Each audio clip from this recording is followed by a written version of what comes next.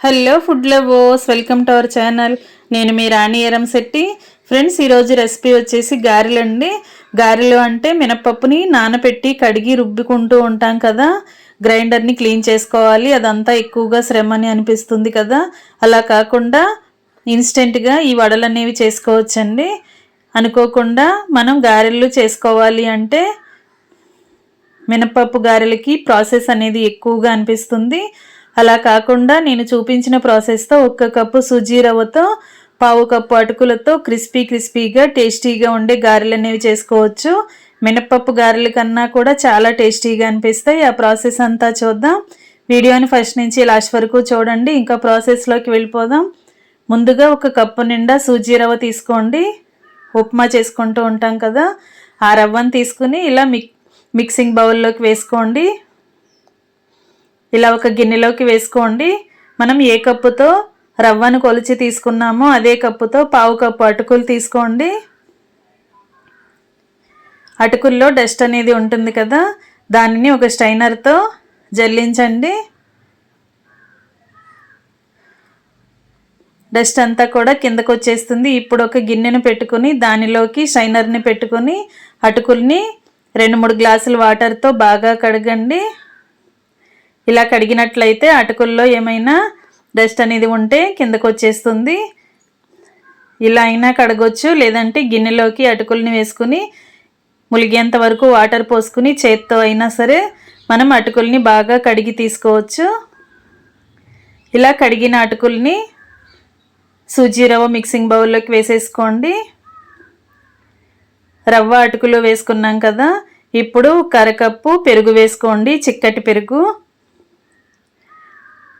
మజ్జిగతో అయినా చేసుకోవచ్చండి. పెరుగు అయితే గారెలకు టేస్ట్ అనేది ఎక్కువగా యాడ్ అవుతుంది. ఇప్పుడు 1 కప్పు వాటర్ పోసుకోండి. వాటర్ని మాత్రం చూసుకుంటూ పోసుకోండి. బ్యాటర్ అనేది లూజ్గా వచ్చిందంటే గారెలు పర్ఫెక్ట్గా రావు, షేప్ అనేది పర్ఫెక్ట్గా రాదు. కొంచెంగా చూసుకుంటూ పోసుకోండి. నేను తీసుకున్న రవ్వ అటుకులు క్వాంటిటీకి 1/2 కప్పు పెరుగు, 1 కప్పు వాటర్ సరిపోయాయండి. మీరు కూడా చూసుకుంటూ కలుపుకోండి. ఈ విధంగా కలిపిన తర్వాత స్పూన్తో అటుకుల్ని సూజీ రవ్వని వాటర్లోకి బాగా ప్రెస్ చేసి కరెక్ట్గా సెట్ చేసుకున్న తర్వాత గిన్నెకు మూత పెట్టి ఒక 10 నుంచి 15 నిమిషాల వరకు పక్కన పెట్టండి. నానుతుంది. తర్వాత నెక్స్ట్ ప్రాసెస్ చూద్దాం. ఈ లోపుగా మనం ఒక బంగాళదుంపని లేదా 2 బంగాళదుంపలను తీసుకుని ఇలా 2 ముక్కలుగా కట్ చేసుకుని గిన్నెలోకి వేసుకోండి. ఒక 1/2 glass water, 1/2 teaspoon salt, పసుపు వేసుకుని ఉడికించండి. ఈ లోపుగా మనం చట్నీ ప్రాసెస్ చూద్దాం. 1 కప్పు కొబ్బరి ముక్కలు తీసుకోండి. నేను కొబ్బరి చట్నీ చేసి చూపించబోతున్నానండి. మీరు పల్లీ చట్నీ కానీ టొమాటో చట్నీ కానీ ఏదైనా చేసుకోవచ్చు. 1 కప్పు కొబ్బరి ముక్కలు తీసుకుని ఘాటుకి సరిపడా పచ్చిమిర్చిని ఆయిల్లో ఫ్రై చేసి తీసుకోండి. అవి 2 కూడా మిక్సీ జార్లోకి వేసుకోండి. 1 టీ స్పూన్ జీలకర్ర, 4-5 వెల్లుల్లి రెబ్బలు కూడా తీసుకుని మిక్సీ జార్లో వేసుకోండి. కడిగి పెట్టుకున్న కొత్తిమీరను కూడా తీసుకుని వేసుకోండి. సాల్ట్ కూడా తగినంత వేసుకోండి. అలాగే 1 రెబ్బ చింతపండుని నానబెట్టుకుని ఆ చింతపండును కూడా వేసుకోండి. వాటర్ అనేవి తర్వాత యాడ్ చేద్దాం. ఫ్రెండ్స్, కొత్తిమీర అనేది నేను పచ్చిగానే వేసాను కదా, మీరు ఆయిల్లో ఫ్రై చేసి అయినా తీసుకోవచ్చు. పచ్చిమిర్చిని ఫ్రై చేసినప్పుడు కూడా కొత్తిమీరను కూడా ఆయిల్లో ఫ్రై చేసుకుని తీసుకోవచ్చు. ముందుగా మనం చట్నీని బరకగా గ్రైండ్ చేసి తర్వాత తగినన్ని వాటర్ పోసుకుని ఇలా కొంచెం లూజ్గా గ్రైండ్ చేయండి. కొబ్బరి చట్నీ అనేది పల్లీ చట్నీ లాగా మరీ జారుగా ఉండకూడదండి. ఇలా కొంచెం గట్టిగానే ఉంటే చట్నీకి టేస్ట్ అనేది బాగుంటుంది.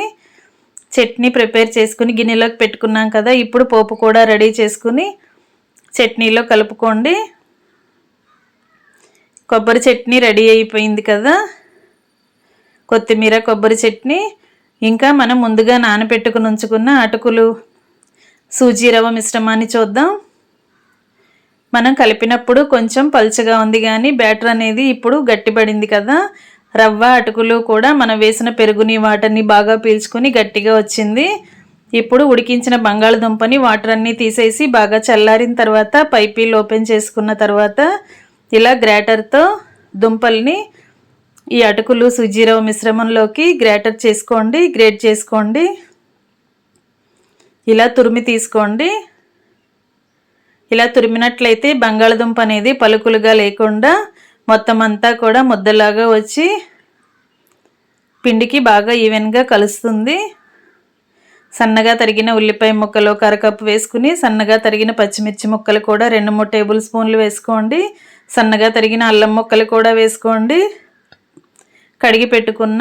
సన్నగా తరిగి పెట్టుకున్న కొత్తిమీరను కూడా వేసుకోండి.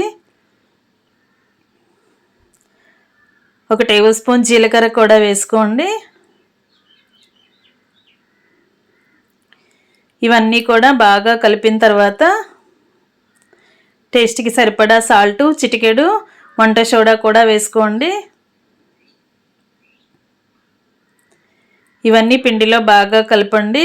చేత్తోనే పిండిని బాగా కలిపినట్లయితే పిండి అంతా కూడా మనం వేసిన ఇంగ్రీడియంట్స్ అన్నీ కరెక్ట్గా ఈవెన్గా కలుస్తాయి, పిండి మొత్తానికి కలుస్తాయి.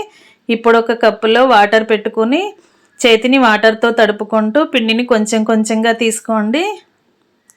ఇలా గారెలకు కరెక్ట్ షేప్ అనేది వస్తుందో లేదో చెక్ చేసుకోండి. మనం వేసిన ఇంగ్రీడియంట్స్ కానీ తీసుకున్న క్వాంటిటీ కానీ వాటరు పెరుగు క్వాంటిటీ కానీ కరెక్ట్గా సరిపోయాయండి. డైలీ ఎక్కువగా మనకి కుకింగ్ ప్రాసెస్ ప్రాక్టీస్ ఉన్నవారు చేతులతోనే అరచేత్తోనే గారె అనేది డైరెక్ట్గా గారె షేప్ అనేది చేసుకుని ఆయిల్లో వేసుకోవచ్చు. లేదంటే ఏదైనా మందంగా ఉన్న పేపర్ తీసుకోండి. ఇలా బైండింగ్ పేపర్ లాంటిది కానీ న్యూస్ పేపర్ లాంటిది కానీ తీసుకుని దానిపైన ఇలా నేను చూపించే విధంగా వాటర్ని అప్లై చేసి కొంచెం కొంచెంగా పిండి ముద్దని తీసుకుని ఇలా గారెన్ షేప్ చేసుకుని ఇలా కూడా డీప్ ఫ్రై చేసుకోవచ్చు. లేదంటే టీ షైనర్ని బోర్లించి కూడా గారె షేప్ అనేది చేసుకోవచ్చండి. ఇంకా డీప్ ఫ్రైకి సరిపడా ఆయిల్ పెట్టుకుని స్టవ్ ఆన్ చేసుకుని ఆయిల్ కాగిన తర్వాత కొంచెం కొంచెంగా పిండిని తీసుకుంటూ ఇలా గారెలని ఒత్తుకుని ఆయిల్లో వేసుకోవటమే. ఒకవైపున బాగా ఫ్రై అయిన తర్వాత వెనక వైపు కూడా టర్న్ చేసుకుని ఈవెన్గా క్రిస్పీగా ఫ్రై అయిన తర్వాత స్టవ్ ఆఫ్ చేసుకుని అన్నీ కూడా గరిటెలోకి తీసుకోవటమే. పిండి మొత్తాన్ని ఇదే విధంగా గారెలు ప్రిపేర్ చేసుకుని డీప్ ఫ్రై చేసుకున్న తర్వాత ఆయిల్ నుండి తీసేసుకోండి. ఇంకా రెడీ అయిపోయాయండి చాలా క్రిస్పీగా టేస్టీగా ఉండే సూజీ రవ్వ పోహా గారెలు. ఇన్స్టెంట్గా చేసుకునే బ్రేక్ఫాస్ట్ అనొచ్చు, ఈవినింగ్ టీ టైంలో చేసుకునే స్నాక్స్ అనొచ్చు. ఏదైనా పండగ సందర్భంలో కూడా పని అనేది ఎక్కువగా అనిపిస్తూ ఉంటుంది కదా, అలాంటప్పుడు కూడా ఇన్స్టెంట్గా ఈ గారెలను ప్రిపేర్ చేసి ఫ్యామిలీకి సర్వ్ చేయొచ్చు.